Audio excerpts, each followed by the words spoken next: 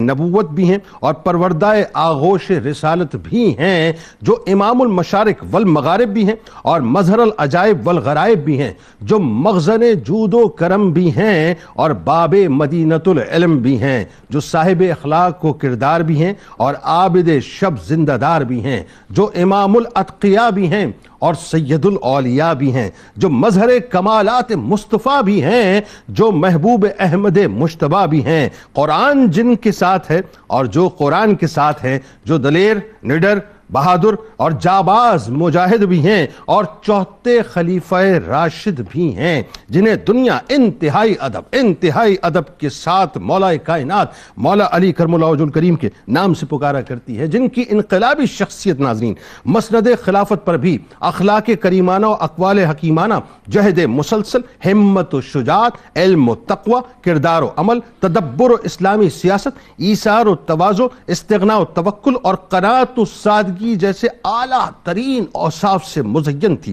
جنہوں نے اقتدار کی تمنا کی بلکہ لوگوں کے بے حد اصرار اور باہمی مشاورت سے خلافت کے منصب کو اس تصور سے قبول کیا۔ ان جملوں پہ غور کیجئے گا، آج جو لوگ کرسی کے پیچھے بھاگا کرتے ہیں، ذرا سمجھ لیجئے کہ یہ اصول مرتب کیا کہ زمام اختیار اسی شخص کے سپرد کرنی چاہیے جو اختیار اور عہدے کی لالچ نہ رکھتا ہو بلکہ اس کی طبیعت میں خدا خوفی غالب ہو اور وہ یہ سمجھے کہ یہ کوئی روزگار اور تجارت کا اڈا نہیں بلکہ یہ رعایا کی خدمت اور انہیں ضروریات و سہولیات مہیا کرنے کی ایک ایسی ذمہ داری ہے کہ جس پر کوتاہی کی صورت میں روز آخرت جواب دہی ہوگی، جنہوں نے خفیہ طریقے سے بیعت نہیں کی بلکہ ناظرین جیسے آج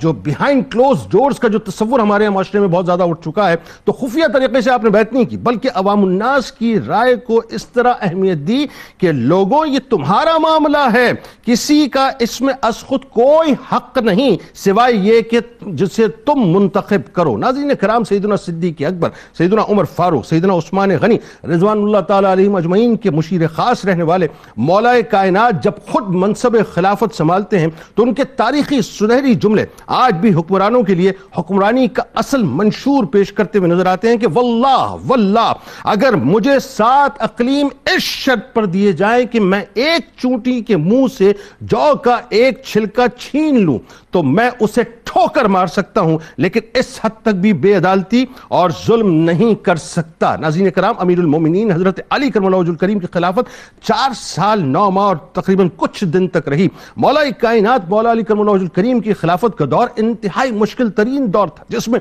کئی فتنوں نے، آپ جانتے ہیں تاریخ بتاتی ہے، کہ سر اٹھایا۔ اس میں ایک بہت بڑا فتنہ خارجیت تھا۔ جب خارجیوں کی سرکشی اور قتل و غارت گری اس حد تک پہنچ گئی تو ان خارجیوں کی تنبیہ کے لیے عراق کے شمال میں ایک شہر نیروان کا باقاعدہ آپ نے قصد کیا جہاں خارجیوں کو مولا کائنات نے واصل جہنم کیا۔ مولا کائنات کی ذات اقدس قانونی اور عدالتی معاملات میں بھی ناظرین میریٹوکریسی کی باقاعدہ پاسدار تھی۔ حاکم وقت اور امیر المومنین ہونے کے باوجود چیف جسٹس کے سامنے ایک عام فرد کی حیثیت سے جاتے تھے۔ اس سے بڑھ کر جمہوری اقدار کی مثال اور کیا ہوگی ناظرین کہ حضرت علی کرم اللہ وجہ الکریم کے دور خلافت پہ ریاست کا قاضی عدل و انصاف کے تمام تر ضابطے مکمل کرتے ہوئے اس درجے آزادانہ فیصلے کرتا تھا۔ ذرا حاشیے میں ان جملوں کو بھی لے لیجئے، آج ہمارے معاشرے میں کیا ہو رہا ہے اس کو بھی سامنے رکھیے کہ اس درجے چیف جسٹس جو ہے باقاعدہ آزادانہ فیصلے کرتا تھا کہ اگر فیصلہ حاکم وقت کے خلاف بھی ہوتا تو اسے فیصلہ سنانے میں ذرا بھی ہچکچاہٹ محسوس نہ ہوتی تھی۔ اسی طرح ناظرین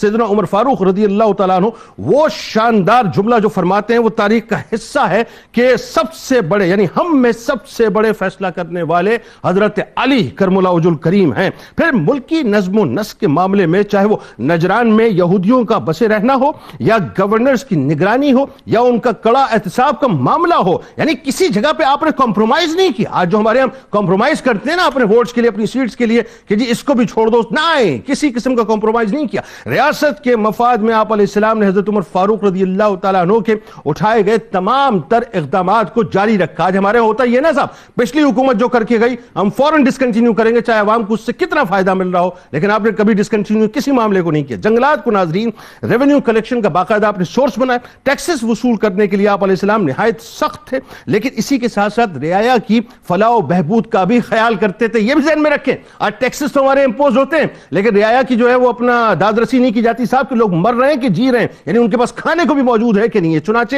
معذوروں ناداروں کے لیے بھی باقاعدہ آپ یوں سمجھ لیجئے ریلیف دیتے تھے، ان کے ساتھ کسی قسم کی زیادتی نہیں ہوتی تھی۔ حضرت علی کرم اللہ وجہ الکریم کا وجود ناظرین رعایا کے لیے سایہ رحمت کی طرح تھا، بیت المال کے دروازے غربا اور مساکین کے لیے کھلے رہتے تھے، رقم جمع کر کے ان کو باقاعدہ دی جاتی تھی، فیاضی کے ساتھ مستحقین میں رقم کو تقسیم کیا جاتا تھا۔ بس یہ ذہن میں رکھیے، یعنی مولا کائنات کی خلافت کے اندر ایک بات آپ کو اور بتلاؤں کہ مرتدین کا فتنہ وہاں بھی اٹھا تھا، لیکن آپ نے ان کو نہ صرف بہت طریقے سے جو ہے آپ نے یوں کہیے کہ لگامیں دیں، بلکہ دوبارہ ان کو دائرہ اسلام میں بھی داخل کیا۔ پھر تعزیرات کا معاملہ ایسا کہ عبرتناک سزائیں بھی دی جاتی تھیں، یعنی وہاں بھی کسی قسم کا کوئی کمپرومائز نہیں ہوتا تھا۔ ہمارے ساتھ 3 شخصیات موجود